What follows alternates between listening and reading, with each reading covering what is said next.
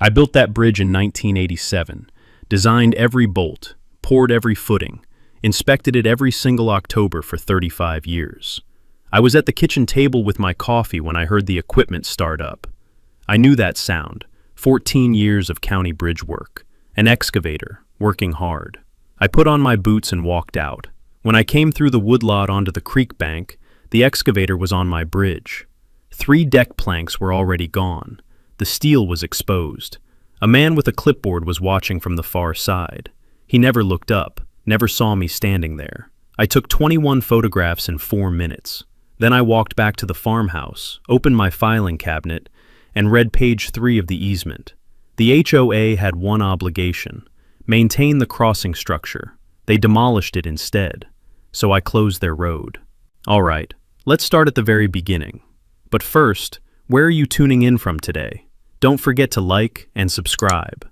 Earl had built the bridge in the late summer of 1987, a Thursday in August when the creek was low enough to work in, the Tanner Creek bed exposed between its banks, the water running shallow over the limestone shelf that made this particular crossing the logical place for a structure.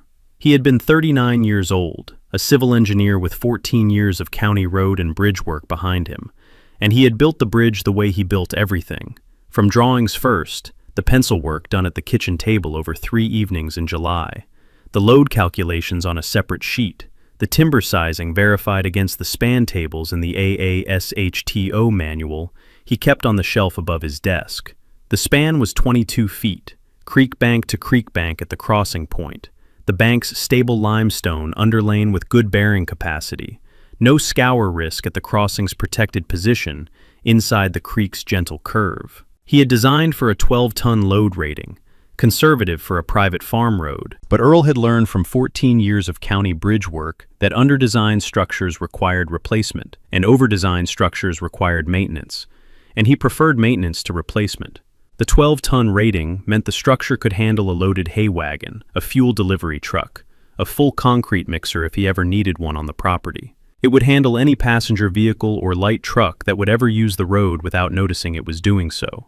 He had sourced the timber from a sawmill in the next county, treated southern yellow pine, the treatment specification written on the purchase order in Earl's hand. The mill owner's confirmation that the material met the specifications stapled to the purchase order in the file folder Earl had labeled Bridge-1987 the day he started the project. The steel had come from a fabricator in Knoxville, 2 W-section stringers, the flange dimensions calculated to Earl's drawings, the fabricator's mill certification attached to the invoice.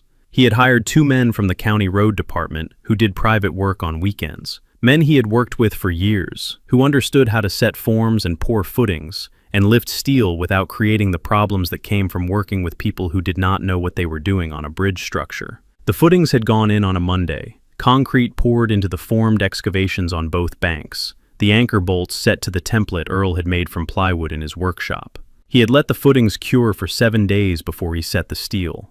The stringers had gone in on the following Monday, the 2 W sections lifted by the rented crane he had driven from Knoxville himself, each stringer set on the bearing plates and bolted to the anchor assemblies while Earl stood on the bank with the level and called adjustments.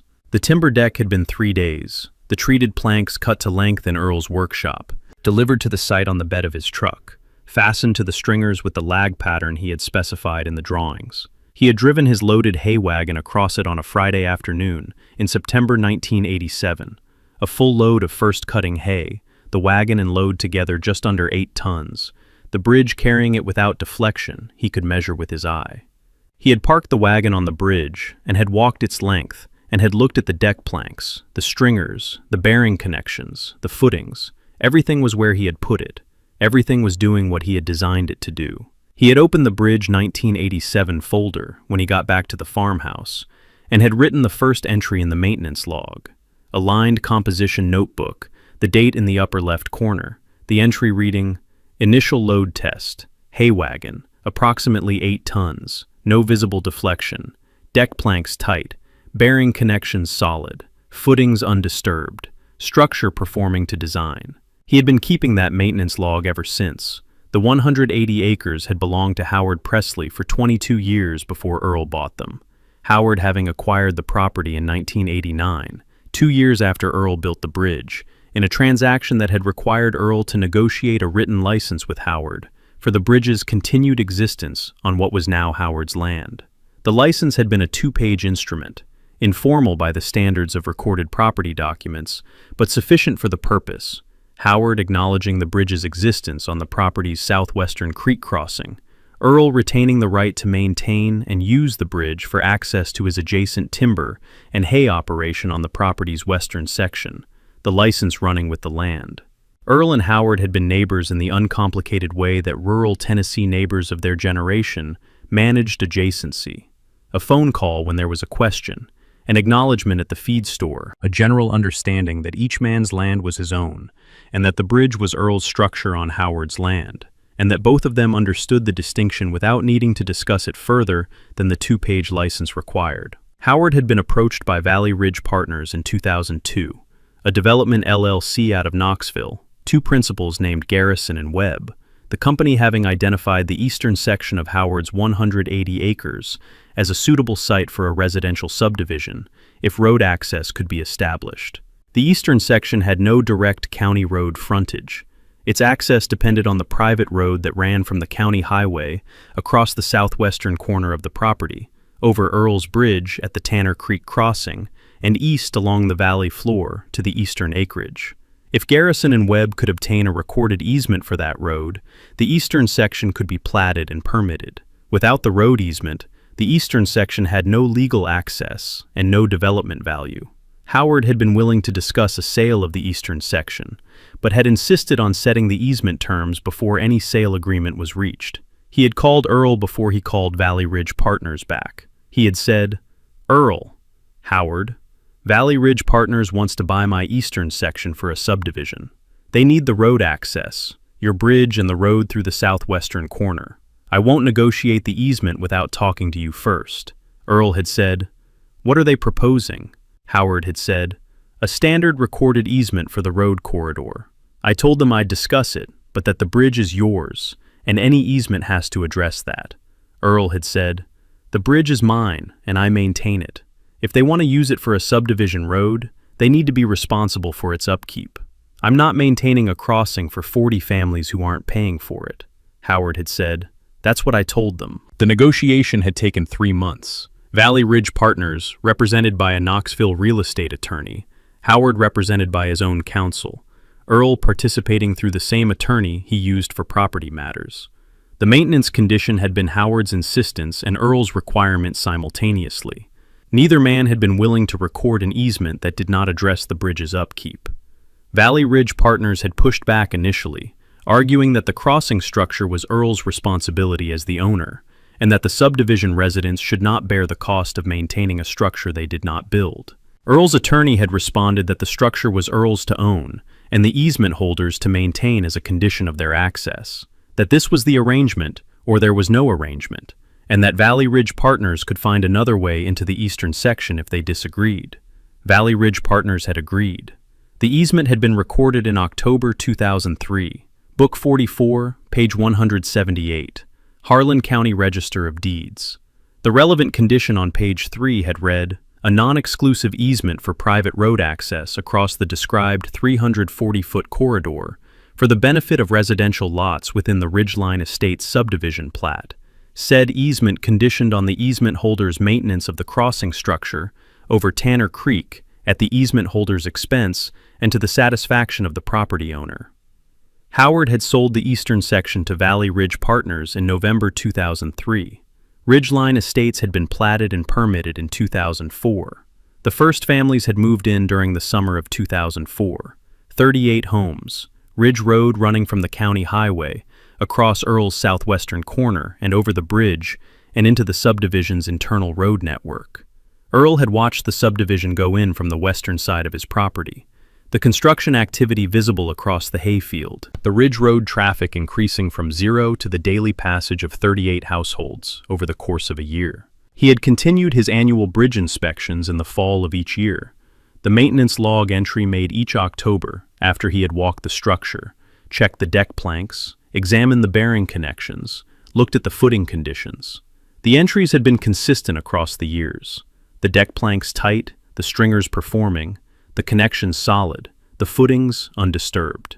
He had replaced 3 deck planks in 2009 when he found checking in the surface treatment and had applied a fresh coat of preservative to the timber deck in 2014 and 2019. The steel had been cleaned and painted in 2008 and 2016.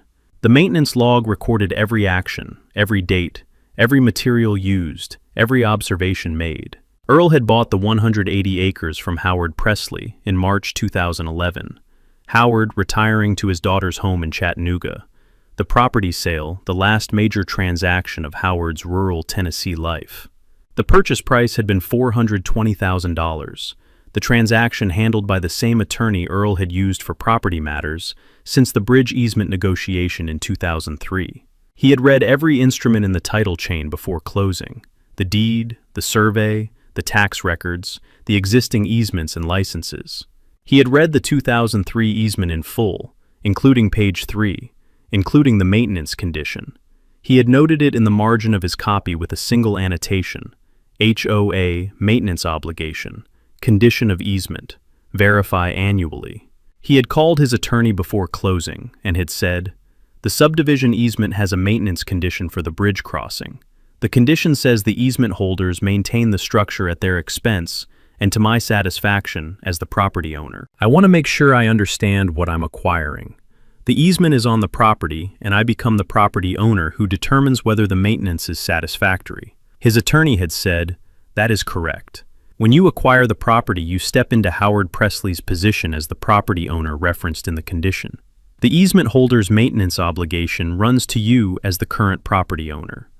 Earl had said, "And if they don't maintain it?" His attorney had said, "Failure to maintain the crossing structure as required by the condition is a breach of the easement's material condition. A material breach of an easement condition is grounds for termination of the easement under Tennessee law." Earl had said, "I understand. Let's close." He had taken possession of the 180 acres in March 2011 and had conducted his first post-acquisition bridge inspection that October. The same fall inspection he had been conducting since 1987, the same composition notebook, the same methodical attention to the deck, the stringers, the connections, the footings. The entry had read, "Annual inspection, October 2011. Deck planks sound, no checking or splitting. Stringers clean, no surface corrosion beyond previous paint coverage. Bearing connections tight, footings undisturbed. Load rating confirmed at 12 tons. Structure performing to design. No action required." He had added one line at the bottom. "First inspection as property owner. Howard Presley's easement now runs to me. Maintenance condition noted." He had made the same entry, with variations, every October for the following 12 years.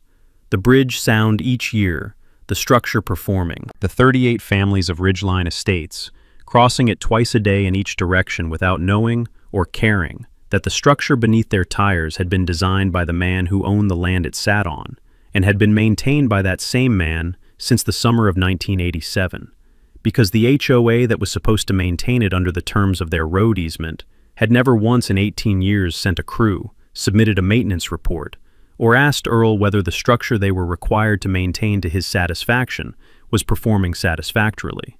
Earl had noted that too. He had written it in the maintenance log in October 2015. The entry for that year's inspection closing with, "No communication from Ridgeline Estates HOA regarding maintenance condition. HOA has not submitted any maintenance report or contacted property owner regarding crossing structure condition in 11 years of easement operation. Maintenance condition on page 3 of recorded easement is HOA obligation. Condition has not been performed by HOA. Structure maintained by property owner only." He had written the same observation every October since 2015. The log was consistent. The HOA's maintenance record was consistent in a different way.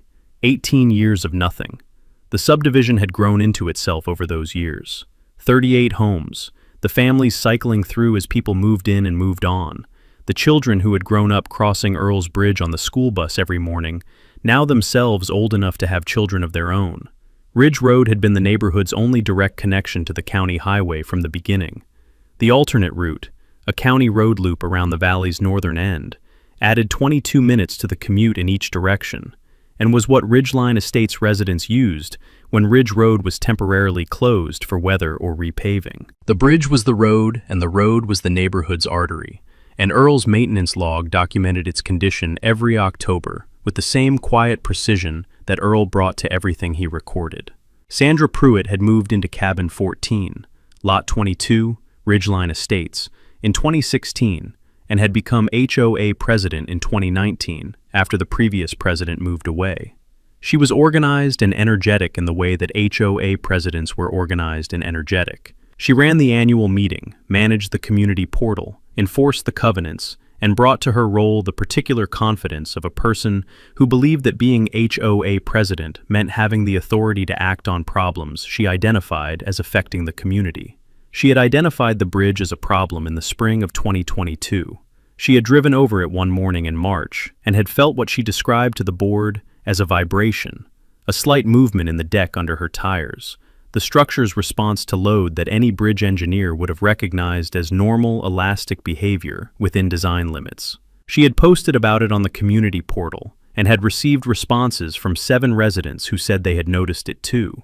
She had called a contractor, not a bridge engineer, a general demolition and excavation contractor named Pete Ferris, whose company did residential foundations and site work, and had asked him to look at the bridge. Pete Ferris had walked across it and had said, "It's old. Those deck planks have some age on them. The steel looks okay, but I'd want to know when it was last inspected."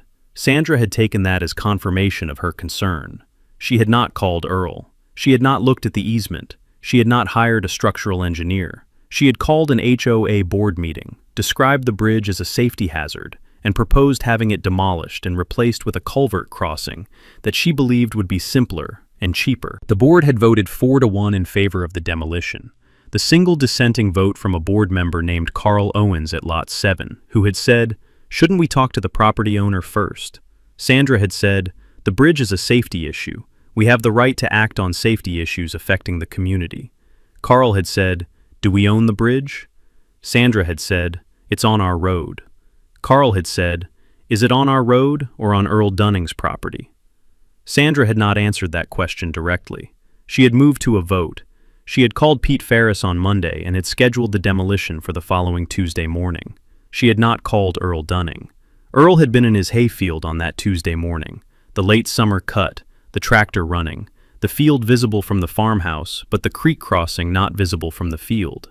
He had heard the equipment at 7:40 a.m., the particular sound of an excavator working, the diesel engine and the bucket cycles distinct even at distance. He had stopped the tractor and had listened, and had driven the tractor back to the barn and had walked to the creek crossing on foot. The excavator had been on the bridge. Pete Ferris had been standing on the bank with a clipboard. 2 of the deck planks had already been removed, pulled up by the excavator bucket and stacked on the bank. The steel stringers were exposed. One of the bearing connections had been disturbed by the excavator's positioning, the bolt pattern visible where the bearing plate had been partially dislodged. Earl had stood on his bank and had looked at the bridge for a long moment.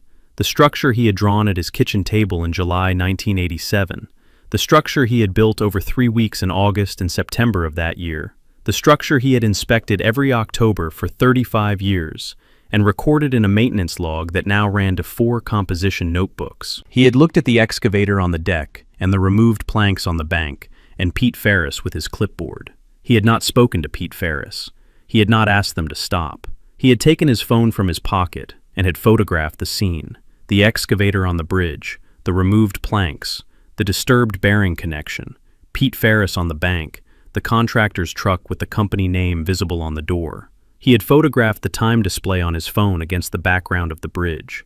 He had walked along the bank and photographed the footing conditions on both sides, the stringer exposure, the deck removal progress.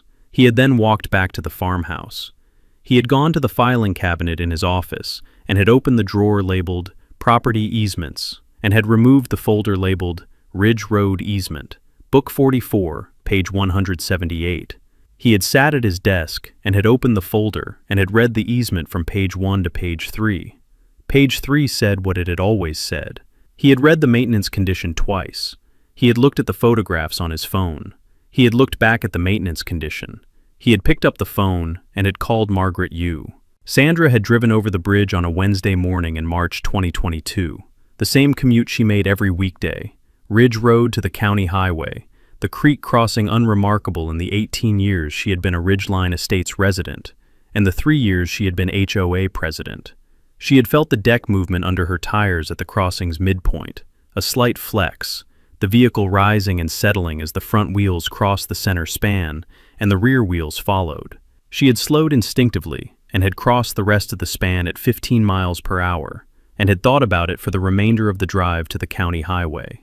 She had posted about it on the community portal that evening. The post had read, "Has anyone else noticed that the bridge on Ridge Road seems unstable? I felt significant movement in the deck when I crossed this morning.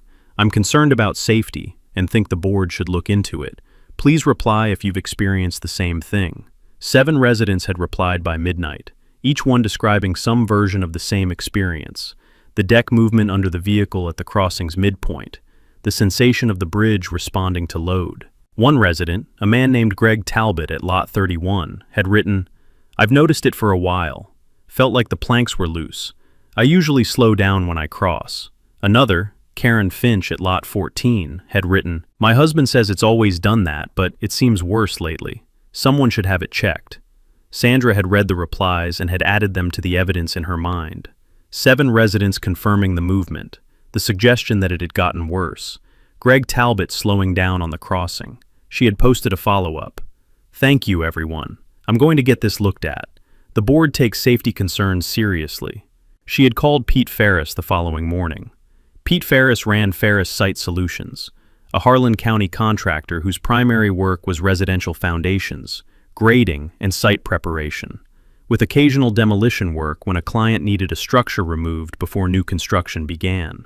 His company had done the grading for 2 of the newer homes at the subdivision's eastern end in 2019, and Sandra had his number in her phone from those projects. She had said, "Pete, Sandra Pruitt from Ridgeline Estates. We have a bridge on our access road that I'm concerned about. Can you come look at it?" Pete had come on a Friday afternoon, driven to the bridge, parked his truck on the Ridge Road shoulder, and walked the structure. He had crossed it twice on foot, had knelt on the deck to look at the plank surface, had stood on the bank and looked at the steel stringers from below, as far as he could see from bank level. He had said, "It's an older structure. Those deck planks have some checking in them. That's normal weathering on treated timber, but it means the surface treatment isn't fully effective anymore. The steel stringers look intact from here, but I can't see the bearing ends without getting under the structure, which I'd need equipment for." "When was it last professionally inspected?" Sandra had said, "I don't know. The HOA has been here since 2004, and I've never seen an inspection report." Pete had said, "You'd want to know that. A bridge this age without documented inspection history. I'd want a structural engineer's eyes on it before I gave you a clean bill of health." Sandra had said, "What would you recommend?" Pete had looked at the bridge again. He had said, "If you want my honest opinion as a contractor, structures like this, when there's no inspection history and the residents are feeling movement in the deck, sometimes the cleanest answer is removal and replacement with a proper culvert crossing. A culvert is simpler, no moving parts, no deck planks to maintain, lower long-term cost." Sandra had said, "Could you do that work?" Pete had said, "Demolition and culvert installation, yes. I'd need to get a culvert spec from an engineer for the creek crossing, but the demo work is standard." Sandra had said, "Give me a quote." Pete had sent the quote on Monday: "Demolition of the existing timber and steel bridge structure, excavation for culvert installation, culvert supply and installation, grading and road surface restoration. Total, $34,500. Sandra had taken the quote to the board. The board meeting had been on a Tuesday evening. The 5 board members at Sandra's kitchen table, the community portal printout of the bridge complaints in front of each of them, Pete Ferris's quote in the center of the table. Sandra had presented the situation in 12 minutes. The deck movement, the 7 resident complaints, Pete Ferris's assessment, the absence of inspection documentation, the quote for demolition and culvert replacement. She had framed it as a straightforward safety decision. The bridge had an unknown inspection history. Residents were reporting instability. The HOA had a responsibility to the community, and the cleanest resolution was removal and replacement. Carl Owens at Lot 7 had said, "Who owns the bridge?" Sandra had said, "It's on Ridge Road. The HOA maintains the road." Carl had said, "The HOA maintains the road surface within the subdivision. The bridge is at the county highway end of the road, on the property line with Earl Dunning's land. I'm not sure the HOA owns the bridge."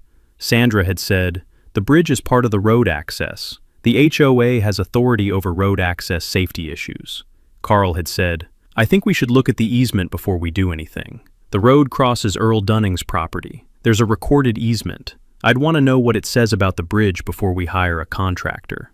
Sandra had said, "Carl, this is a safety issue. We don't need to review a decades-old easement to address a safety issue on our access road." Carl had said, "I'm not saying don't address it. I'm saying read the easement first." Sandra had looked around the table. The other 3 board members had said nothing. The particular silence of people who are not going to disagree with the person running the meeting. Sandra had said, "I'll pull the easement and review it. In the meantime, I'd like a vote on proceeding with the assessment and getting a structural engineer's opinion."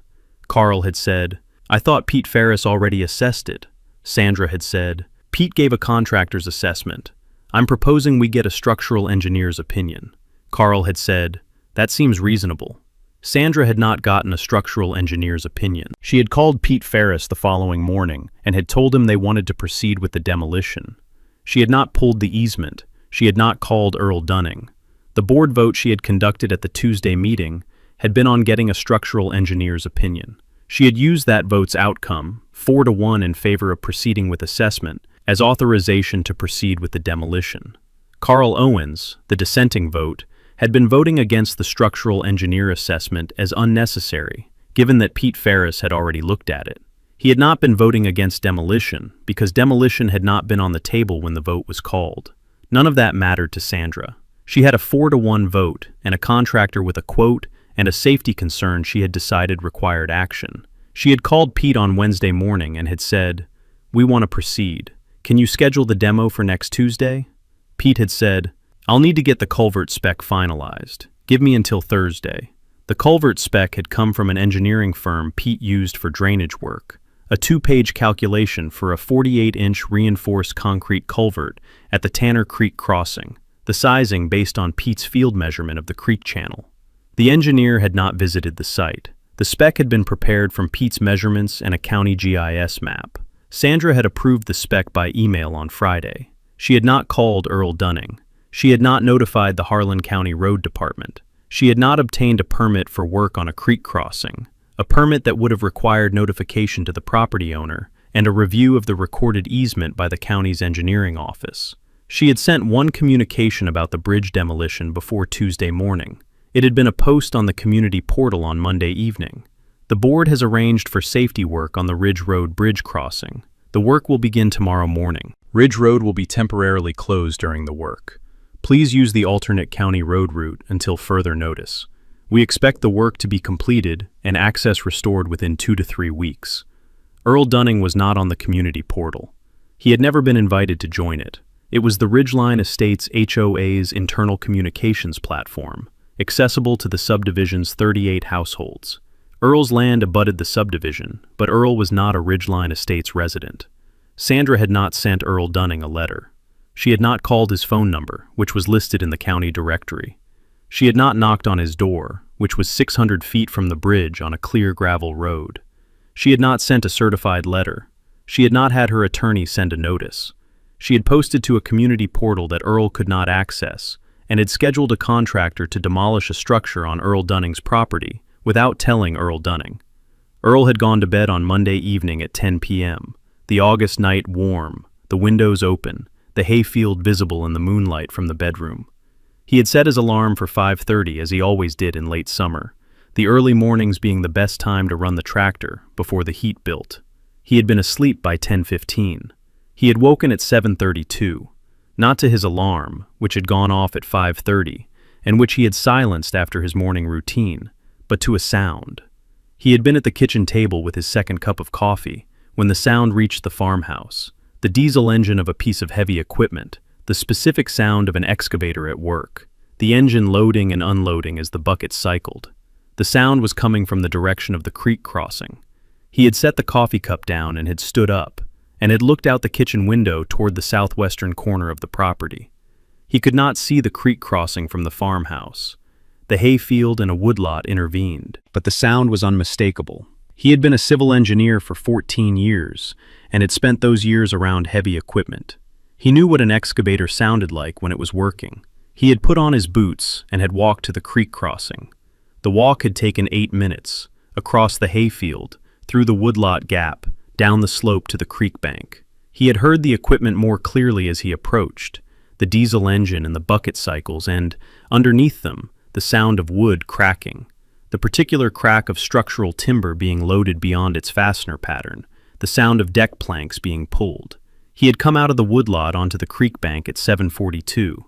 The excavator was positioned on the bridge deck, its tracks spanning 2 of the steel stringers, the bucket arm extended, a deck plank in the bucket's grip. 2 planks had already been removed and were stacked on the far bank. The bucket released the 3rd plank onto the stack, and the arm retracted and repositioned for the 4th. Pete Ferris had been standing on the far bank with a clipboard, his back to Earl, watching the excavator operator work. A pickup truck was parked on the Ridge Road shoulder 50 feet from the bridge. Pete Ferris's truck, the company name Ferris Site Solutions on the door in red lettering, the contractor license number below it. A second vehicle, a flatbed, was parked behind the pickup. Earl had stood on his bank and had looked at the scene. He had looked at it for 30 seconds. The excavator on the deck of the bridge he had built in 1987, the removed planks on the far bank, the steel stringers exposed where the deck had been pulled, the bearing connection on the near stringer already disturbed from the excavator's positioning, the bolt pattern visible where the bearing plate had shifted. He had taken his phone from his pocket. He had photographed the excavator on the bridge from his bank position. The full scene, the excavator, the missing planks, the exposed stringers, the disturbed bearing connection in the foreground. He had photographed Pete Ferris on the far bank, the man with the clipboard, the Ferris Site Solutions truck visible behind him. He had photographed the truck specifically, the company name on the door, the license plate, the contractor license number below the logo. He had photographed his phone's time display, held up against the background of the bridge, 7:44 a.m. He had walked north along his bank to a point where the footing on his side was fully visible, and had photographed the footing condition, the concrete undisturbed, the anchor bolts in place, the bearing plate shifted from the excavator's positioning. He had walked south along the bank and photographed the footing on the downstream side. He had photographed the stringer exposure on both sides, the remaining deck planks, the excavator's track position on the steel. He had made no sound. Pete Ferris had not turned around. The excavator operator had not looked up from his work. Earl had taken 21 photographs in 4 minutes. He had then turned away from the creek and had walked back through the woodlot and across the hayfield to the farmhouse. He had refilled his coffee cup and had sat at the desk in his office. He had opened the bottom left drawer of the filing cabinet, the drawer labeled Property Easements in his handwriting, and had removed the hanging folder labeled Ridge Road Easement, Book 44, page 178. The folder had contained the recorded easement, the title policy from his 2011 acquisition, showing the easement as a listed encumbrance, his 2011 annotation on the copy, and his attorney's letter from before closing, confirming the maintenance condition's legal effect. He had removed the easement and had set it on the desk and had turned to page 3. He had read the maintenance condition. A non-exclusive easement for private road access across the described 340-foot corridor for the benefit of residential lots within the Ridgeline Estates subdivision plat. Said easement conditioned on the easement holder's maintenance of the crossing structure over Tanner Creek at the easement holder's expense and to the satisfaction of the property owner.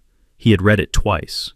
He had looked at the photographs on his phone, the excavator on his bridge, the removed planks, the disturbed bearing connection, Pete Ferris on the bank, the time display showing 7:44 a.m. He had looked back at page 3, maintenance of the crossing structure. The HOA had not maintained the crossing structure. The HOA had demolished the crossing structure on his property, without his knowledge, without his authorization, without a phone call, a letter, a knock on his door, or a word of any kind. He had looked at the easement for a long moment, the 3 pages, the maintenance condition, the recording information in the upper right corner of page 1. Book 44, page 178, Harlan County Register of Deeds, recorded October 14, 2003. He had picked up the phone and had called Margaret Yu. Margaret had answered on the second ring. It was 8:15 a.m. on a Tuesday, her office day beginning at 7:30. The call from Earl Dunning's number recognized on her screen from the 2011 acquisition work she had done for him, and the 2 property line questions she had handled in the years since. She had said, "Earl, what's happening?" He had said, "Margaret, I need you to look at the Ridge Road easement. Book 44, page 178, Harlan County Register. I'm going to send you photographs while we talk." She had said, "Give me 2 minutes to pull it." She had the Harlan County deed records on her screen in 90 seconds, the county's online index, the Book 44, page 178 instrument loading as a scanned 3-page document. She had read it while Earl's photographs arrived on her phone in a separate thread.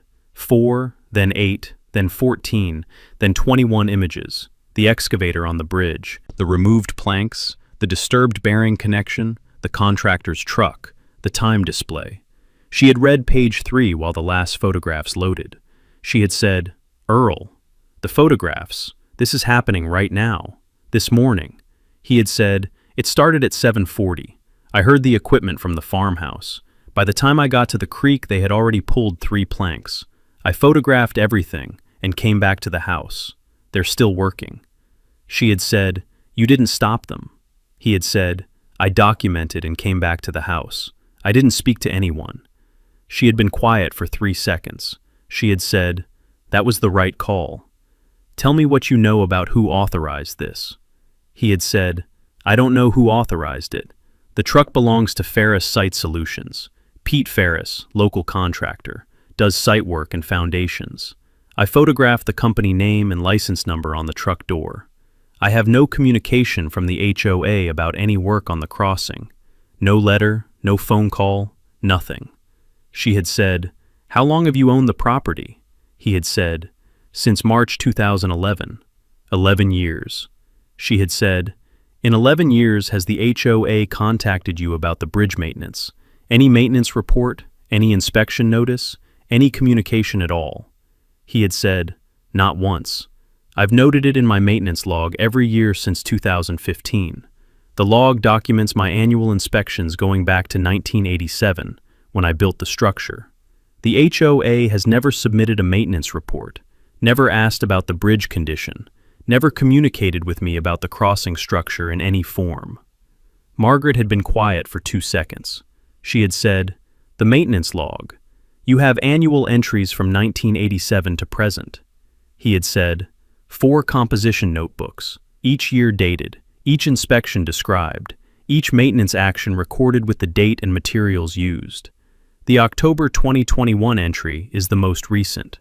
Deck planks sound, stringers clean, connections solid, footings undisturbed, load rating confirmed at 12 tons. She had said, "And the HOA's maintenance record." He had said, 18 years of nothing, documented in the logs as an absence. I started noting it specifically in 2015. Each year's entry closes with an observation that the HOA has made no maintenance contact. She had said, "Earl, I'm going to give you the legal analysis, and then I'm going to tell you what we can do. Are you ready?" He had said, "Go ahead." She had said, "The easement's maintenance condition on page 3 is a material condition of the easement grant. Under Tennessee property law, an easement condition is material when it goes to the fundamental basis of the easement's existence, when the parties clearly intended that the easement would not exist without the condition being performed. The maintenance condition here satisfies that standard. The easement grants road access across private property. The access depends on a crossing structure over a creek. The maintenance of that crossing structure is what makes the access physically possible. Without the structure, the road doesn't cross the creek. The condition is not incidental. It is essential to the easement's function." Earl had said, "I agree with that analysis. I've always understood the maintenance condition as the consideration for the access. They get the road, they maintain the bridge." Margaret had said, "That is precisely the legal character of the condition. The easement is conditioned on maintenance because the maintenance is what Howard Presley required in exchange for granting access across his land. When you acquired the property, you became the party entitled to that maintenance performance. The condition runs to the current property owner, which is you." She had paused. She had said, "The HOA has not maintained the crossing structure. That is the first breach. 18 years of non-performance of the maintenance obligation. The HOA has not conducted inspections, has not submitted maintenance reports, has not performed any documented maintenance on the structure, and has not communicated with you, as the property owner, regarding the structure's condition or upkeep. Earl had said, "Documented in my maintenance log." She had said, "Documented in your maintenance log and provable by the absence of any contrary record in the HOA's files, which we would obtain in discovery if we needed them. The non-performance breach alone is significant, but the photographs you have sent me this morning show something that goes substantially beyond non-performance." She had said, "The HOA did not fail to maintain the crossing structure. The HOA demolished the crossing structure, on your property, without your knowledge or authorization, without any notice to you, without a permit. I checked the Harlan County Building and Land Disturbance permit records while we've been talking, and there is no permit issued for demolition or creek crossing work at this location. The demolition of the crossing structure that the HOA was required to maintain is not a failure to maintain. It is an affirmative act that has destroyed the subject matter of the maintenance obligation, and in doing so, has physically destroyed the access the easement was created to provide." Earl had said, "They demolished the thing they were required to maintain." Margaret had said, "They demolished the thing they were required to maintain on your property without your authorization. Under Tennessee law, the destruction of an easement's enabling structure by the easement holder, particularly when the holder was obligated to maintain that structure as a condition of the easement, constitutes a breach of the easement's material condition. A material breach of an easement condition is grounds for termination of the easement." Earl had said, "I know. I confirmed that with you before I closed on the property in 2011. She had said, "I know you did. I'm restating it now because the legal position is exactly what we discussed then. The HOA's demolition of the crossing structure is the event that triggers the termination right. The prior non-performance of the maintenance obligation is corroborating evidence of the HOA's pattern of breach, but this morning's demolition is the material breach that gives us the legal basis to act." Earl had said, "What is the process?" She had said, "We document the breach formally, provide written notice to the HOA, and close the road." She had driven to the property on Thursday, 2 days after the demolition, the work completed by Tuesday afternoon, the bridge gone, and the creek crossing reduced to the exposed limestone creek bed between the two cut banks where the footings had been. Pete Ferris had removed everything: the deck planks, the steel stringers, the bearing plates, the anchor bolts. He had left the concrete footings in place on both banks, their tops cut flush with the bank surface, the anchor bolt holes visible in the footing faces. Margaret had photographed the creek crossing in full: the absent bridge, the footing remnants, the cut banks, the creek bed below. She had photographed the road on Earl's side of the crossing, the gravel surface running from the county highway to the cut bank, the road ending at the creek edge with no crossing structure. She had photographed the road on the HOA side, the gravel surface starting at the far cut bank and running into the subdivision. The two road segments, 340 feet on Earl's land and the subdivision's internal network, now separated by 22 feet of creek with no means of crossing. She had walked the easement corridor, the full 340 feet from the county highway to the crossing, the road surface intact, the corridor exactly as described in the easement's legal description.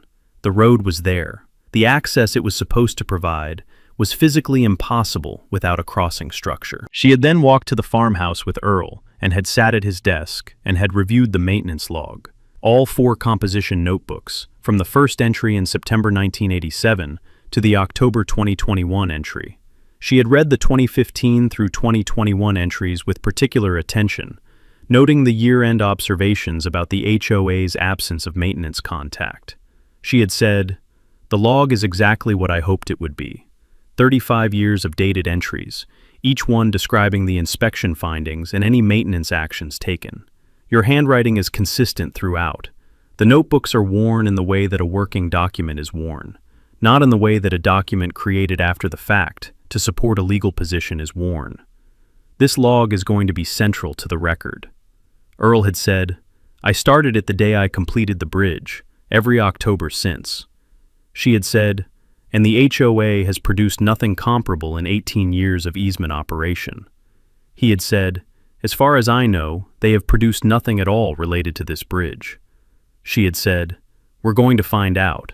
When this reaches the negotiating table or a courtroom, the HOA's maintenance records will be subpoenaed. My expectation is that those records will show exactly what your log suggests, that the HOA never treated the maintenance condition as an obligation it needed to perform."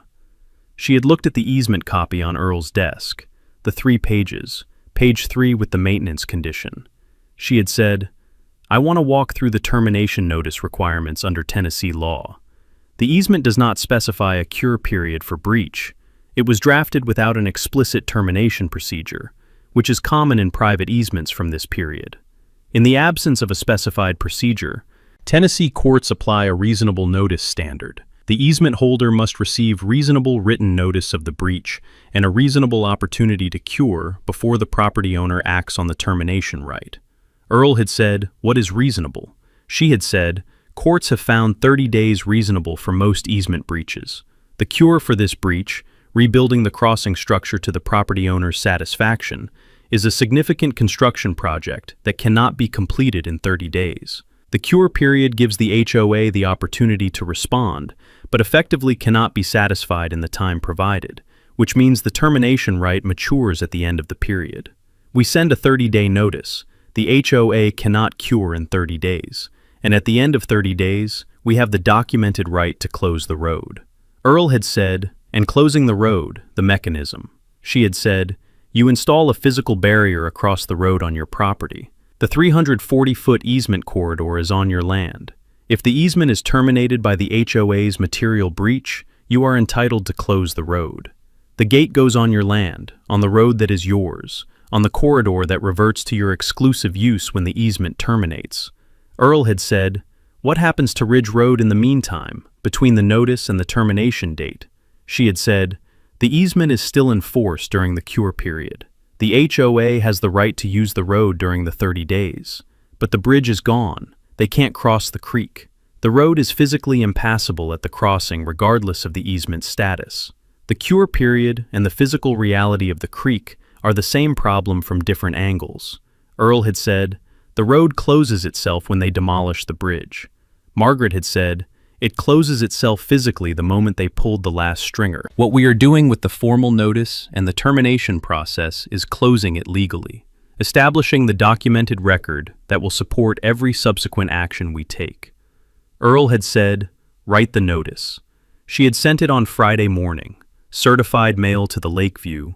She had sent it Friday morning to the Ridgeline Estates HOA's registered agent address, the registered agent being Sandra Pruitt as HOA president, the address the subdivision's management office on Lot 1. The notice had been 4 pages, the easement identified by recording reference, the maintenance condition quoted in full, the breach described in 2 categories.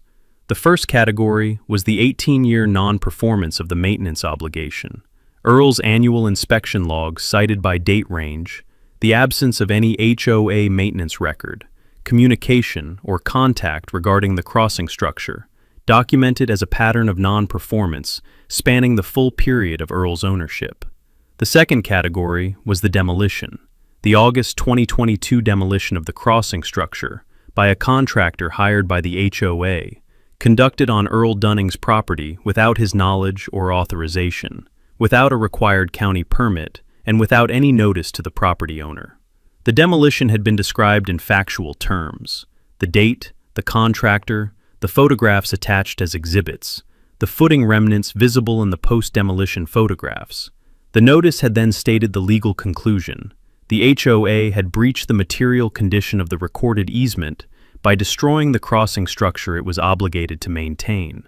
The breach was material because the maintenance of the crossing structure was the essential condition on which the easement had been granted. The breach entitled the property owner to terminate the easement. The cure: the HOA had 30 days from receipt of the notice to reconstruct the crossing structure over Tanner Creek to a condition satisfactory to the property owner. The reconstructed structure was required to meet the load rating and structural specifications of the original structure, as documented in Earl Dunning's construction records and maintenance log, and was required to be certified by a licensed structural engineer before Earl Dunning would assess it for satisfaction. The consequence of non-cure. At the expiration of the 30-day cure period, if the crossing structure had not been reconstructed to the property owner's satisfaction, Earl Dunning would exercise his right to terminate the easement and close the road corridor. The notice had closed with a single sentence that Margaret had written in plain language, rather than the formal register of the preceding pages. Mr. Dunning has maintained this crossing structure at his own expense for 35 years, in the absence of any performance by the easement holders. He did not build this structure so that others could destroy it without consequence.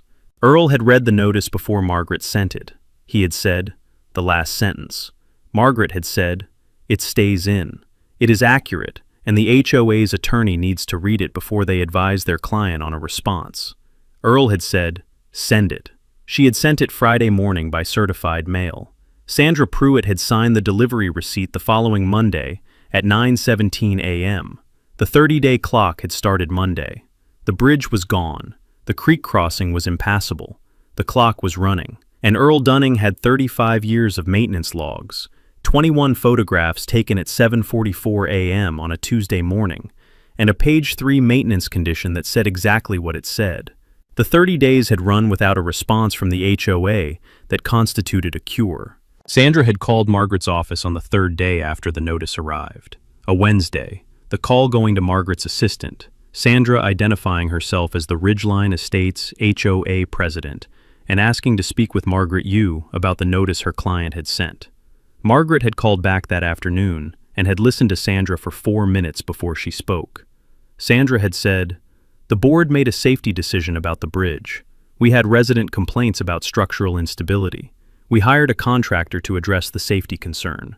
We had no idea Mr. Dunning had any claim on the bridge structure. The bridge is on the access road, and the access road serves our community."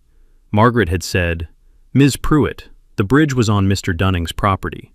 The easement that gives your community access to Ridge Road contains a condition on page 3 requiring the HOA to maintain the crossing structure. The HOA demolished the crossing structure without Mr. Dunning's knowledge or authorization. The notice sets out the legal position and the cure requirement. If the HOA intends to cure the breach by reconstructing the crossing structure within 30 days, Mr. Dunning will assess the reconstructed structure for satisfaction. If the HOA does not cure, Mr. Dunning will exercise his termination right." Sandra had said, "We're not going to rebuild a bridge in 30 days. Margaret had said, "The notice states the cure requirement. The timeline runs from the date of receipt." Sandra had said, "This is completely unreasonable." Margaret had said, "The notice reflects Mr. Dunning's legal position. I'd recommend the HOA retain counsel to review it." She had ended the call. Sandra had not retained counsel in the first week. She had posted a message to the community portal on Thursday, 2 days after the certified notice arrived, 1 day after her call with Margaret, a message that described the situation in terms that minimize the legal dimension and maximize the safety narrative. The board is aware that Earl Dunning has sent a letter claiming rights over the bridge we recently replaced for safety reasons. We are reviewing the matter and will update the community. Please continue using the alternate route. The alternate route was the county road loop around the valley's northern end, 22 minutes each direction, the loop adding 44 minutes to a round-trip commute for every Ridgeline Estates resident who used Ridge Road to reach the county highway. The community portal had begun filling with questions the day Pete Ferris finished the demolition, and the road closed itself physically at the creek crossing. By the time Margaret's notice arrived, it had 60 posts. By the end of the first week, it had 140. The dominant question in the thread had been the same question in different forms. When does the road reopen? Sandra's answer to that question had evolved over the first 2 weeks from, "We're working on it," to, "There are some legal questions to resolve," to silence. The silence of a person who has read a certified legal notice, understands that she cannot answer the question, and has not yet found an attorney who can give her a better answer than the one the notice implied. She had retained Cliff Basham in the second week, a Harlan County real estate attorney who had handled the HOA's developer warranty claims in 2007, and whose name Sandra had in the HOA's files from that proceeding. Cliff had requested the easement, the notice, and any HOA records related to the bridge decision. Sandra had sent him the easement, the notice, and the board meeting minutes from the Tuesday evening vote. Cliff had called Sandra at the end of the second week, day 16 of the 30-day cure period. That call would come later. First, the 30 days had to run. On day 31, the morning after the cure period expired without any reconstruction of the crossing structure or any written communication from the HOA constituting a cure, Earl had driven his truck to the county highway end of Ridge Road and had parked on the shoulder. He had unloaded the gate from the truck bed, a steel tube farm gate, 14 feet wide, the same gate pattern he used on his field entrances, galvanized finish, the hinges welded to a 4-inch square steel post he had set in concrete the previous weekend at the road's edge. He had installed the post on a Sunday, the day before the cure period expired, working in the early morning before the heat built, the post hole dug with the tractor auger, the post set plumb in the concrete and braced while it cured. He had checked the concrete cure on Monday evening and had found it solid. Tuesday morning, he had hung the gate. The gate had swung true on the hinges, level, the latch bar meeting the receiver post cleanly, the swing arc clearing the road surface. He had closed it, latched it, and run the chain through the latch in the gate frame and through the loop on the receiver post, and had put the padlock through the chain. He had clicked the padlock closed. He had stepped back and had looked at the gate across Ridge Road, the galvanized steel, the padlock, the road visible behind it running toward the absent creek crossing and the subdivision beyond. He had photographed it from the county highway side, the gate closed, the padlock visible, the no trespassing signs he had affixed to the gate's top rail at 3-foot intervals. He had photographed it from the roadside, the gate from the subdivision perspective, the county highway visible beyond it. He had photographed the padlock close up, the latch engagement, the post installation. He had noted the time on his phone, 7:51 a.m. He had then driven to the HOA's management office on Lot 1, Sandra Pruitt's address, the registered agent address on the notice, and had delivered a written closure notice in a sealed envelope, knocking on the door and handing it to the woman who answered, identifying himself as Earl Dunning, and asking that it be provided to Sandra Pruitt immediately. The woman had taken the envelope. Earl had photographed the delivery, the envelope in the woman's hand, the management office door behind her, the time display. He had returned to the farmhouse. The closure notice had been one page, the easement identified, the cure period stated as having expired without cure, the termination right exercised as of the date of the notice, the road corridor on parcel 44-002-0018, closed to all use effective immediately. Margaret had drafted it. Earl had signed it. He had been back at the farmhouse by 9 a.m. Sandra had received the closure notice at 9:15.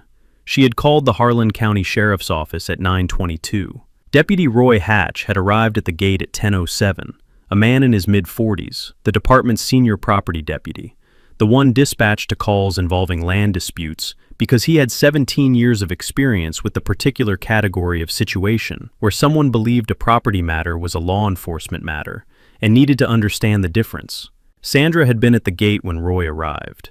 She had driven to the county highway end of Ridge Road after calling the sheriff's office and had been standing on the road shoulder looking at the padlocked gate for 45 minutes before Roy's cruiser pulled in behind her car. She had said, "Deputy, this man has closed our road. He has no right to do this. Our community of 38 families cannot access the county highway. I need this gate removed."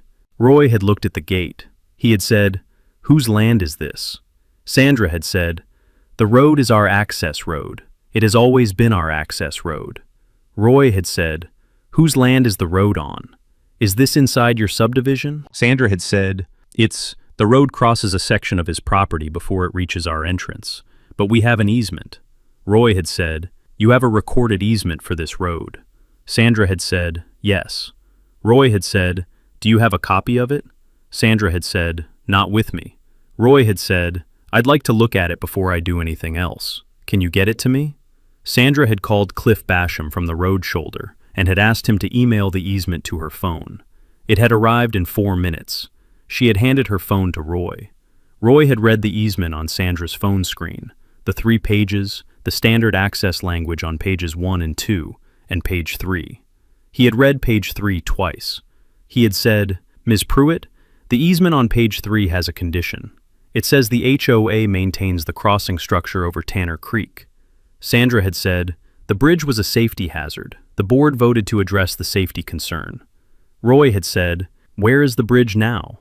Sandra had said, "We had it removed. We were going to replace it with a culvert." Roy had said, "You removed the crossing structure that your easement requires you to maintain." Sandra had looked at Roy for a moment. She had said, "We were replacing it with something better." Roy had said, "Does the easement say you can replace it with something the property owner hasn't approved?" Sandra had said nothing. Roy had said, "The easement says the crossing structure is maintained to the satisfaction of the property owner. Mr. Dunning is the property owner. Did the board contact Mr. Dunning before removing the bridge?" Sandra had said, "We posted to the community portal." Roy had said, "Did you contact Mr. Dunning directly? Letter, phone call, anything?" Sandra had said nothing. Roy had said, "Ms. Pruitt, the road is on private property. The man who owns the property has a legal document showing his right to close it. That document is a recorded easement with a maintenance condition that the HOA was required to perform. You've told me the HOA removed the crossing structure. The easement required it to maintain. That is a legal dispute between the HOA and the property owner, and it is not something I can resolve by removing a gate from a private road on private property." Sandra had said, "Our 38 families cannot get to the county highway." Roy had said, "I understand that is a serious hardship. It is a civil matter between the HOA and Mr. Dunning. If the HOA believes Mr. Dunning's closure is unlawful, the remedy is a court filing. Your attorney can seek an injunction. I cannot remove a gate from a private road based on a disputed easement. That is not a law enforcement matter." Sandra had said, "He is blocking 38 families from their homes." Roy had said, "He is closing a private road on his private property. Whether he has the right to do that, given the easement's history, is a question for a judge, not a sheriff's deputy. Ma'am, there is nothing I can do here." He had handed Sandra's phone back to her, and had returned to his cruiser and had driven away. Sandra had stood at the gate for a long moment. The padlocked steel, the no trespassing signs, Ridge Road visible behind it running toward the absent creek crossing, and the subdivision beyond. The alternate route was 22 minutes each direction. Her 38 families had been using it for 31 days since the bridge came down, and would continue using it until this was resolved. She had called an emergency HOA meeting for that evening. The meeting had been in the Ridgeline Estates community room, the common area building at Lot 1, folding chairs set up for the 38 households, 26 residents present when Sandra called the meeting to order at 7 p.m. Cliff Basham had been at the table beside her. Sandra had opened by describing the gate closure, the sheriff's response, and the closure notice. She had characterized the situation as Earl Dunning's aggressive overreach in response to a safety action the board had taken in the community's interest. She had said, "We made a decision to protect our residents from an unsafe bridge. Mr. Dunning is using that decision to try to take away our road access. The board is not going to let that happen." Carl Owens had said, "Sandra, I asked at the board meeting whether we owned the bridge. You said the bridge was part of our road. Did you read the easement before you hired the contractor?" Sandra had said, "The board made a safety decision." Carl had said, "Did you read the easement?" Sandra had said, "I reviewed the relevant documents." Carl had said, "The easement has a maintenance condition on page 3. I know because I read it last week. Did you read it before the board voted?" The room had been quiet. Sandra had said, "Cliff, can you explain the legal situation to the community?" Cliff had looked at the room. He had looked at his notes. He had said, "I've reviewed the easement, Mr. Dunning's termination notice, and the board meeting minutes from August. I want to give you my honest assessment." He had said, "The easement contains a maintenance condition on page 3. The condition requires the HOA to maintain the crossing structure over Tanner Creek at the HOA's expense and to the satisfaction of the property owner. This is a condition of the easement, not a separate obligation, but a condition on which the easement itself was granted. The easement exists because Howard Presley agreed to grant road access in exchange for the HOA maintaining the crossing structure." He had said, "The HOA has not performed the maintenance condition in 18 years. I have reviewed the HOA's records, and there is no documentation of any maintenance performed on the crossing structure, no inspection reports, no communication with Mr. Dunning about the bridge's condition, and no record of any action taken to satisfy the maintenance obligation at any point since the easement was recorded in 2003. He had paused. He had said, "In August of this year, the HOA hired a contractor to demolish the crossing structure. The demolition was conducted on Mr. Dunning's property without his knowledge or authorization, and without a required county permit. The crossing structure that the HOA was required to maintain was removed by the HOA's own contractor." The room had been very quiet. He had said, "Under Tennessee property law, a condition is material to an easement when the easement would not have been granted without it. This maintenance condition is material. The easement was specifically negotiated to include this condition at the prior property owner's insistence. The HOA's demolition of the structure it was required to maintain constitutes a breach of the easement's material condition. Mr. Dunning's notice is legally grounded. He has grounds to terminate." A resident named Frank Gallo at Lot 19 had said, "Can he actually close the road permanently?" Cliff had said, "If the easement is terminated by material breach, the road reverts to the property owner's exclusive use. The gate would be permanent unless the parties negotiate a new easement." Frank had said, "How do we get a new easement?" Cliff had said, "We negotiate with Mr. Dunning from the position we are in, which is the position of the party that breached the material condition of the existing easement. That is not a strong negotiating position." Sandra had said, "Find a way to challenge his termination." Cliff had looked at his notes again. He had said, "I've looked at the challenge arguments. The safety necessity defense, the argument that the HOA acted under a safety necessity that justified altering the crossing structure, has a significant problem. The HOA did not consult a licensed structural engineer before demolishing the bridge. Pete Ferris is a site contractor. His assessment was not an engineering determination. Mr. Dunning's maintenance log documents the bridge as load-rated and structurally sound as of October 2021, 10 months before the demolition. A safety necessity defense requires an actual safety determination, not a contractor's opinion that the structure was old." Sandra had said, "Pete Ferris said it was unsafe." Cliff had said, "Pete Ferris said it was old and had no documented inspection history." Mr. Dunning has 35 years of documented inspection history. The log runs from 1987 to October 2021. Every annual entry confirms the structure's condition. The safety necessity argument is not viable against that record. Sandra had said, "There has to be another argument." Cliff had said, "The waiver argument, that Mr. Dunning waived his right to enforce the maintenance condition by not objecting to the HOA's non-performance for 18 years, is the only remaining theory. But waiver of a property right requires affirmative evidence that the right holder intended to relinquish the right. The absence of enforcement is not waiver if the property owner was documenting the breach annually and maintaining the structure himself." Mr. Dunning's maintenance log entries from 2015 onward specifically note the HOA's non-performance. He was documenting the breach, not waiving it. The room had been quiet for a long moment. Carl Owens had said, "So we go to the negotiating table." Cliff had said, "That is the path to restoring access. Mr. Dunning holds the legal position, and he holds the gate. The negotiation will be conducted from that reality." Sandra had said, "I'm not going to negotiate from a position of admitted breach." Carl had said, "Sandra, you hired a contractor to demolish a bridge on a man's property without reading the easement that governs our access to this road. You didn't tell him it was happening. You didn't get a permit. You didn't hire an engineer. The breach is not a negotiating position. It is what happened." Cliff is telling us that the only way back to this road is through Earl Dunning's willingness to negotiate. I think we should be grateful that he hasn't filed a lawsuit yet and get to the table before he does. The room had been quiet. Sandra had looked at Cliff. Cliff had looked at his notes.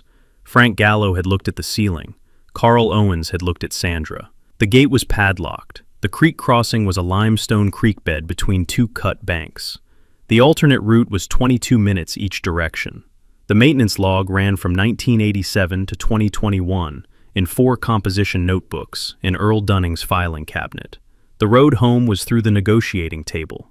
Sandra had said nothing further that evening, but she had not said yes to the table either. That would take 3 more weeks and 1 phone call from Carl Owens to Cliff Basham, made without Sandra's knowledge on a Thursday morning, when Carl had decided that waiting for Sandra to accept the reality of their position was costing 38 families 44 minutes a day that they did not have to spend. The alternate route had been manageable for the first 3 days, the kind of inconvenience that residents absorb when they believe it is temporary. The county road loop around the valley's northern end, adding 22 minutes to the morning commute and 22 minutes to the evening return. The detour marked in everyone's mental map as a problem being addressed. By the end of the first week, it had stopped being manageable. Frank Gallo at Lot 19 had a 7 a.m. shift at the regional hospital in the county seat, a shift he reached in 23 minutes via Ridge Road, and now reached in 45 minutes via the alternate route, requiring him to leave at 6:15 instead of 6:42. His wife drove their 2 children to school at 7:30, a trip that had added 11 minutes each way, the school pickup time now requiring her to leave work 4 minutes early to avoid the late pickup penalty. Frank had posted to the community portal on day 4. "I'm now leaving for work 28 minutes earlier than I did 2 weeks ago. When does this get fixed?" Karen Finch at Lot 14 had posted on day 5. "My mother is 79 and lives with us. Her cardiologist is in town. We used to be 18 minutes from his office via Ridge Road. We are now 41 minutes. For a woman with her condition, that extra 23 minutes in an emergency is not a small thing. I need to know what the board's plan is, and I need to know now." A retired school teacher named Dorothy Marsh at Lot 4 had posted on day 6. "I have lived in this subdivision since 2006.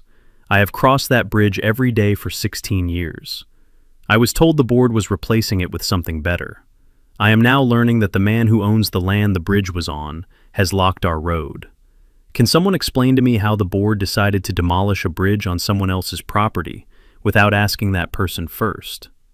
The portal thread had reached 200 posts by the end of the second week, the entries shifting from questions about the road reopening to questions about the board's decision-making process, the shift driven by 2 things: Dorothy Marsh's question, which had 31 replies, and which had framed the core issue in plain language that everyone understood, and a post from Carl Owens on day 9.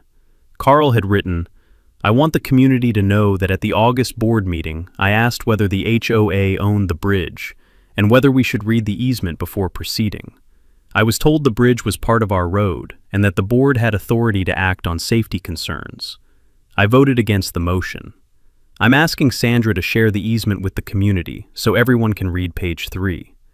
Sandra had replied, "Carl, the board made a safety decision in good faith. The bridge had no inspection history, and residents were reporting instability. The board acted to protect the community." Carl had replied, "Sandra, I asked if we own the bridge. The answer to that question matters. Please share the easement." Sandra had not shared the easement. Greg Talbot at Lot 31 had found it himself. The Harlan County Deed Index was publicly accessible online, and Greg, who worked as a title processor for a mortgage company in the county seat, had pulled Book 44, page 178 on day 11, and had posted it to the portal thread with a comment. "I pulled the easement from the county's records. Page 3 has a maintenance condition. The HOA was required to maintain the bridge at the HOA's expense and to the property owner's satisfaction. I don't see any record of the HOA ever doing that. I also don't see where the HOA notified the property owner before demolishing the structure." The post had received 44 replies in 24 hours. Dorothy Marsh had replied, "So we demolished a bridge we were supposed to maintain, on land we don't own, without telling the owner. Is that what happened?" Greg had replied, "That appears to be what happened." Frank Gallo had replied, "Who authorized this?" Sandra had called an emergency board meeting on day 13. The 5 board members, Cliff Basham dialing in by phone. She had presented the situation as a legal misunderstanding that Cliff was working to resolve. The terminology of misunderstanding chosen to suggest a bilateral confusion rather than a unilateral error. Cliff had corrected the framing within 2 minutes of joining the call. He had said, "Sandra, I want to be direct with the board about the legal position so everyone understands what we're working with." He had said, "The easement's maintenance condition is material. The HOA's demolition of the structure it was required to maintain is a breach of that condition. Mr. Dunning's attorney has sent a formal notice documenting the breach and requiring cure within 30 days. The cure requires reconstruction of the crossing structure to Mr. Dunning's satisfaction. The notice is legally grounded, and Mr. Dunning has a viable termination claim if the breach is not cured. Board member Patricia Vance at Lot 8 had said, "Can we cure it? Can we rebuild the bridge in 30 days?" Cliff had said, "The cure requires an engineered structure certified by a licensed structural engineer and accepted by Mr. Dunning as satisfying the maintenance condition. The design, permitting, fabrication, and construction timeline for a load-rated bridge structure over a creek crossing is not a 30-day project under any realistic construction schedule. The cure period cannot be satisfied in the time provided." Sandra had said, "So the notice is designed to expire." Cliff had said, "The notice is designed to establish the documented record of breach and non-cure that supports the termination right. 30 days is the legally required reasonable notice period. It is not designed to be satisfiable. It is designed to be reasonable, and courts have consistently found 30 days reasonable for easement breach notices. The fact that the cure cannot be completed in 30 days is a consequence of the scope of the breach, not a design feature of the notice." Sandra had said, "We need to challenge the notice." Cliff had said, "I've been through the challenge arguments in detail. The safety necessity defense fails because the board did not retain a licensed structural engineer before proceeding. The contractor's assessment is not a professional engineering determination, and Mr. Dunning has 35 years of documented inspection history showing the structure was sound. The waiver argument fails because Mr. Dunning was documenting the HOA's non-performance annually in his maintenance log while maintaining the structure himself. The lack of notice argument, that Mr. Dunning should have notified the HOA of his intent before closing the road, is procedurally backwards. It was the HOA that was required to notify the property owner before demolishing a structure on his land, and it did not. He had paused. He had said, "The only path to restored road access is a negotiated new easement with Mr. Dunning. That negotiation will proceed from the HOA's position as the party that breached the existing easement's material condition. That is not a favorable starting position, but it is the position we are in." Sandra had said, "I will not go to that man and admit we were wrong." Carl Owens had said, Sandra had said, "The board made a safety decision. We are not going to validate his claim by going to the table as the party at fault." Cliff had said, "Ms. Pruitt, the alternative to the table is a superior court proceeding in which Mr. Dunning files a quiet title action establishing the easement's termination by material breach, seeks a declaration that the road corridor has reverted to his exclusive use, and potentially adds a trespass claim for the unauthorized demolition of his crossing structure on his property. That proceeding will take 12 to 18 months. The alternate route will be the community's access for that entire period. And at the end of that proceeding, based on the record as I understand it, the HOA's likelihood of prevailing is low." The board had been quiet. Carl had said, "We go to the table." Sandra had said, "This meeting is adjourned." Margaret's formal easement termination notice had arrived at Sandra's registered address on the same Monday that Earl had installed the gate. The two actions coordinated in timing, the gate closure and the formal notice reaching Sandra simultaneously, so that the physical reality of the closed road and the legal document explaining why it was closed arrived together. Sandra had read the notice at her desk on Monday morning, with the gate padlocked at the county highway end of Ridge Road, and the community portal at 247 posts, and her phone receiving calls from 4 residents she had not returned. The notice had been 4 pages, the breach documented in 2 categories. The cure requirement stated, the 30-day clock running from receipt. Margaret's closing sentence had been the one Sandra had read 3 times. Mr. Dunning has maintained this crossing structure at his own expense for 35 years, in the absence of any performance by the easement holders. He did not build this structure so that others could destroy it without consequence. Sandra had set the notice on her desk and had looked at it. She had then done what she had been doing for 3 weeks. She had posted to the community portal. The post had read, "The board has received a formal notice from Mr. Dunning's attorney. We are reviewing it with our legal counsel and will provide an update at the end of the week. The board continues to stand behind the safety decision it made and is pursuing all available legal options." Greg Talbot had replied within the hour. Sandra, the notice is about the maintenance condition on page 3 of the easement. The HOA was required to maintain the bridge. We demolished it instead. What legal options address that fact? Sandra had not replied to Greg Talbot.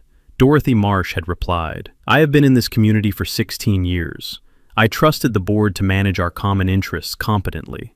I am asking directly, did anyone on the board read the easement before voting to demolish the bridge? Yes or no? Sandra had not replied to Dorothy Marsh. Carl Owens had replied, Dorothy, the answer is no. The 30 days had run. No reconstruction had begun. No engineer had been hired. No communication from the HOA to Earl constituting a cure offer had been made. Sandra had directed Cliff to draft a challenge letter disputing the termination notice's legal basis, and Cliff had drafted it and had sent Sandra a cover note with it that read, I want to be clear that this letter preserves our position for the record, but does not constitute a legal defense that will prevail in court. The maintenance condition breach is documented. The challenge letter buys time, but not a different outcome. Sandra had sent the challenge letter anyway. It had gone to Margaret on day 22, 8 days before the cure period expired. Margaret had read it, noted that it raised no legal argument she had not already addressed in the termination notice, and had filed it in the case folder without responding. On day 31, Earl had installed the gate. On day 31, Sandra had called the sheriff. On day 31, Deputy Roy Hatch had read page 3 of the easement on Sandra's phone screen and had said, Ma'am, there is nothing I can do here. The portal had reached 310 posts by the evening of day 31. The gate closure generating the same concentrated burst of community response that the bridge demolition had generated 5 weeks earlier, but angrier, because the community now understood what had happened, and why, and who had made the decision that had made it happen. Frank Gallo had posted, We have been on the alternate route for 31 days. My family has lost approximately 23 hours of time to the additional commute. The bridge that served this community for 35 years was demolished by our board without reading the easement that governed our access to this road. I would like Sandra Pruitt to resign. The post had received 19 likes. Dorothy Marsh had posted, I second Frank's request. That post had received 22 likes. Carl Owens had posted, The board needs to get to the negotiating table with Mr. Dunning. That is the only way this road reopens. I am asking Sandra to authorize Cliff Basham to contact Mr. Dunning's attorney and request a meeting. Sandra had not responded to Carl's post. Carl had called Cliff Basham on Thursday morning, day 34, 3 days after the gate went up, without Sandra's authorization. He had said, Cliff, I'm a board member. I'm asking you to contact Margaret Yu and request a negotiating session. I don't have the board president's authorization, but I have the authority as a board member to request that we pursue the only viable path to restoring access. Will you make the call? Cliff had said, I'll make the call, but Sandra is going to find out. Carl had said, I know, make the call. Cliff had called Margaret at 10 a.m. Thursday. Margaret had called Earl at 10:15. Earl had said, set the date. The gate was still padlocked. The creek was still a limestone bed between two cut banks. The alternate route was still 44 minutes round trip for 38 families. But the call had been made. The table was set. Sandra Pruitt would find out on Friday morning when Cliff sent her the meeting confirmation. She would call Carl and tell him he had no authority to direct legal counsel without the board president's approval. Carl would say, Sandra, I have the authority as a board member to pursue the community's interests when the board president's inaction is causing ongoing harm to 38 families. You can call a board vote to censure me after the road reopens. Right now, I'm going to the meeting. Sandra would attend the meeting. She would not speak first, but she would attend. The meeting had been on a Tuesday morning, Margaret's conference room in Knoxville, the 2-hour drive from Harlan County. Earl and Margaret on one side of the table, Cliff and Sandra and Carl Owens on the other. Sandra had arrived last, 3 minutes after the scheduled start, and had taken the chair at the end of the HOA's side without acknowledging Earl directly. Earl had nodded at Carl. Carl had nodded back. They had met once, briefly, at the gate on the morning Sandra called the sheriff.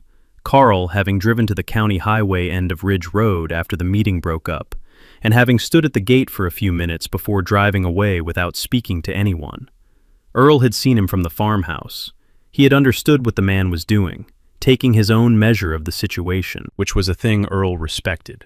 Margaret had opened the session. She had said, the parties are here to discuss terms for a new easement for Ridge Road access, across parcel 44-002-0018. Mr. Dunning's position is that the existing easement was terminated by the HOA's material breach of the maintenance condition. The HOA's position on that legal question is noted for the record. The purpose of this meeting is to determine whether the parties can reach a negotiated resolution that restores road access and establishes a durable easement going forward. Mr. Dunning has 4 terms. I'll present them in order. She had placed a 1-page term sheet in the center of the table. She had said, Term 1. The HOA executes and records an acknowledgement instrument confirming that the demolition of the crossing structure in August 2022 constituted a breach of the maintenance condition in the recorded easement at Book 44, page 178, Harlan County Register of Deeds. The acknowledgement is recorded against the HOA's common area parcel and against each of the 38 individual residential lots. It is a public instrument in the county's deed records. Sandra had said, "We are not going to record an admission of liability." Margaret had said, "It is an acknowledgement of breach, not an admission of liability for damages beyond what the settlement provides. The distinction is legally significant. The acknowledgement establishes the record that the prior easement was terminated by breach and that the new easement is a fresh grant made in settlement of the breach claim. Without the acknowledgement, the new easement has no recorded basis for its existence separate from the terminated one. The acknowledgement is not optional." Cliff had looked at Sandra. He had given a small nod. Sandra had said nothing further on Term 1. Margaret had said, Term 2. The HOA funds the complete design and construction of a new engineered crossing structure over Tanner Creek at the Ridge Road location. The structure is designed by a licensed structural engineer, selected from a list of 3 engineers Mr. Dunning will provide. The design is submitted to Mr. Dunning for review before permitting. The structure is built to a minimum 15-ton load rating. Construction is completed within 180 days of the new easement's recording. The engineer provides a signed certification of completion and load rating before Mr. Dunning opens the gate. Cliff had said, the HOA's estimated cost for an engineered bridge at this crossing is between $85,000 and $110,000, based on preliminary numbers Pete Ferris provided. Margaret had said, Mr. Dunning's structural engineer has estimated $95,000 to $115,000 for a properly specified steel and concrete structure at this span. The HOA bears the full cost. The contractor is selected by the HOA from a list of qualified bridge contractors Mr. Dunning will approve. Pete Ferris is not on the list. Sandra had said, Pete Ferris did the original assessment. Margaret had said, Pete Ferris demolished a sound bridge structure on Mr. Dunning's property without a permit and without the property owner's knowledge. He is not going to build the replacement. Sandra had said, nothing further on Term 2. Margaret had said, Term 3. The HOA pays Mr. Dunning $28,500 as compensation for the demolition of the 1987 crossing structure. The figure represents the depreciated replacement value of the structure, as assessed by a licensed appraiser.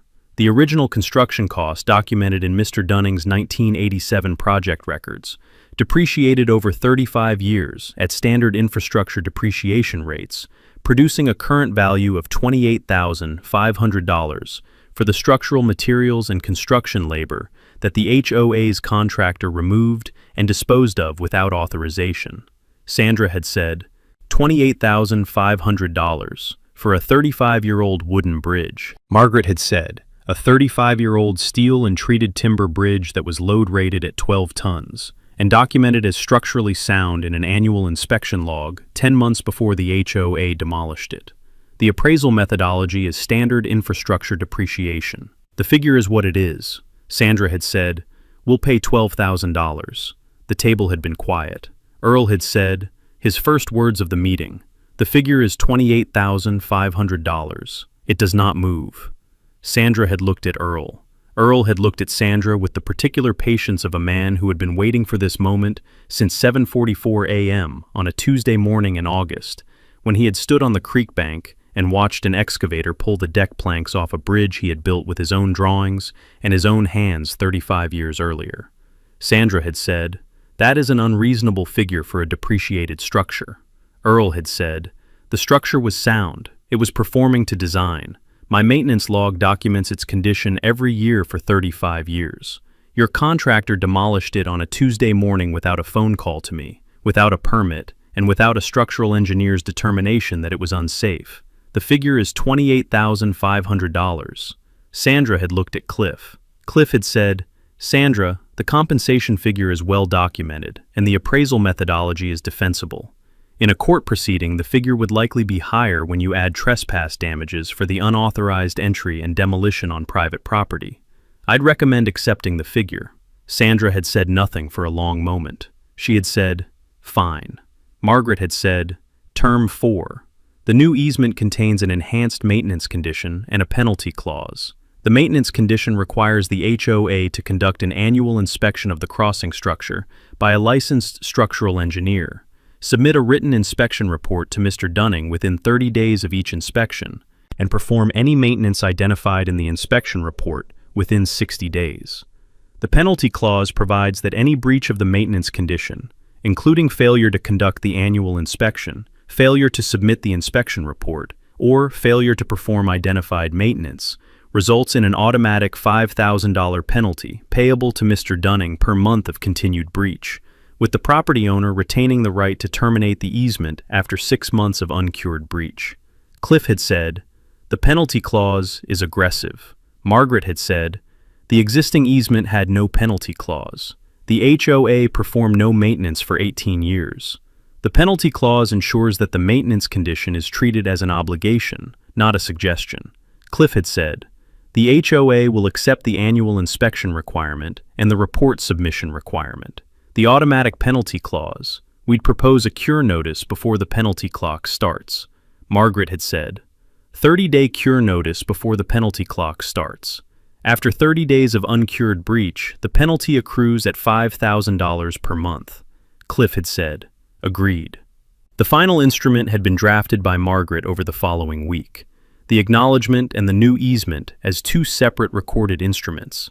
The acknowledgement documenting the breach and the termination of the prior easement. The new easement granting fresh access rights with the enhanced maintenance condition and the penalty clause.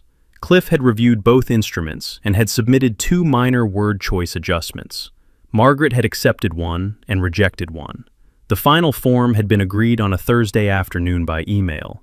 The $28,500 compensation had been wired to Margaret's trust account on Friday morning. The signing had been the following Monday. The instruments executed by Sandra Pruitt as HOA president, witnessed and notarized. The acknowledgement signed first, and the new easement signed second. Earl had signed the new easement as grantor, his name on the instrument that gave Ridgeline Estates' 38 families their road back. The grant conditioned on an annual engineering inspection, a written report, documented maintenance, a penalty clause, and the recorded acknowledgement of how the prior easement had ended. The recording had been completed at the Harlan County Register's office by 2 p.m. Monday. Margaret had called Earl at 2:15. She had said, "Both instruments recorded. The acknowledgement is against all 39 parcels. The new easement is recorded. Book 44, page 312. Earl had said, "Send me the instrument numbers." He had written them in his maintenance log. The new easement's recording reference, the date, a single line. New easement recorded. Enhanced maintenance condition. Annual engineering inspection required. Penalty clause in effect. He had driven to the gate at 3 p.m. and had removed the padlock. The gate had swung open on its hinges. Level. True. The swing arc clearing the road surface the way it had cleared it the morning he hung it 43 days earlier. He had driven back to the farmhouse, leaving the gate standing open against the fence post. The road was open. The new easement said what it said.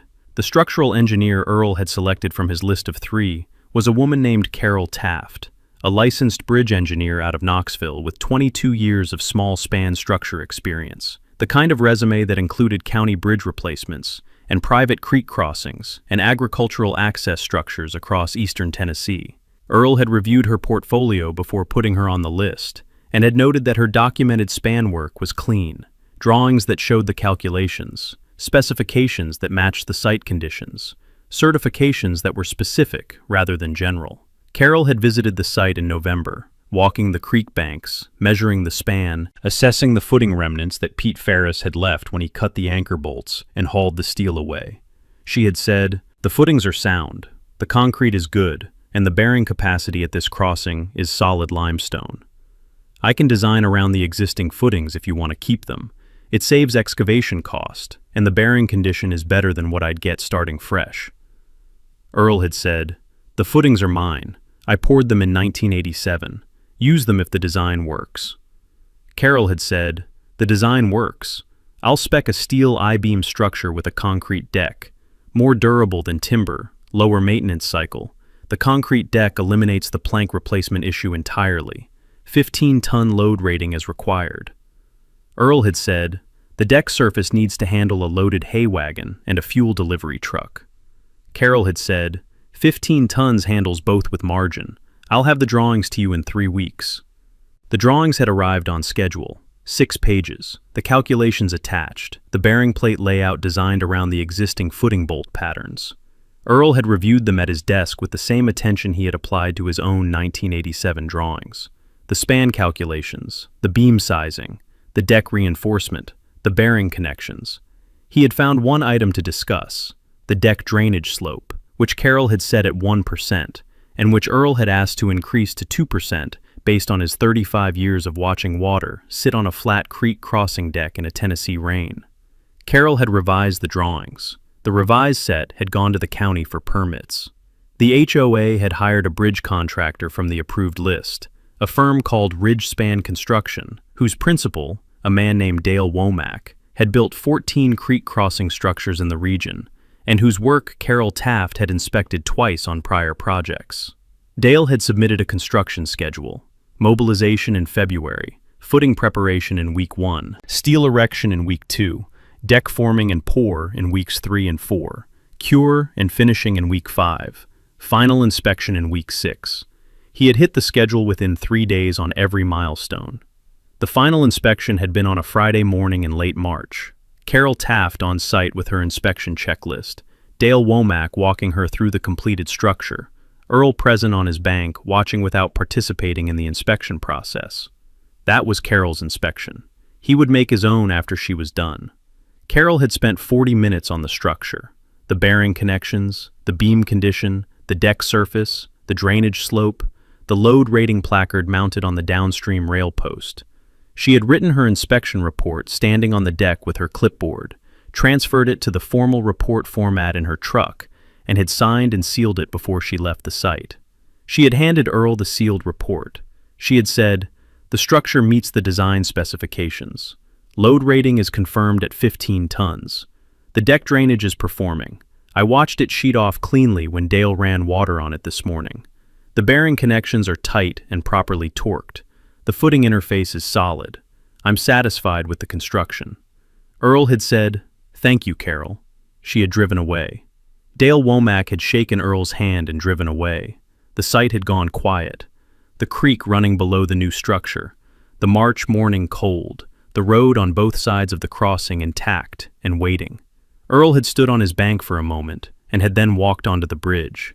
He had walked it the way he walked the 1987 structure every October, from the county highway end to the subdivision end, slowly, looking at the deck surface, the rail posts, the beam flanges visible at the deck edges, the bearing plates at each end. He had knelt on the deck at the midpoint and had looked at the concrete surface, Carol's 2% drainage slope visible as a subtle crown, the deck edges clean where the forms had been stripped.